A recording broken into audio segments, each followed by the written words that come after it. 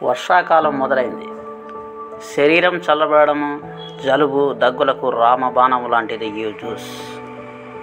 1 inch అల్లము, వామాకులు 4-5 బాగా నీటిలో శుభ్రం చేసి మరియు అల్లమును కచ్చపచ్చ దంచి 1 గ్లాసు నీటిలో వేసి మరిగించాలి.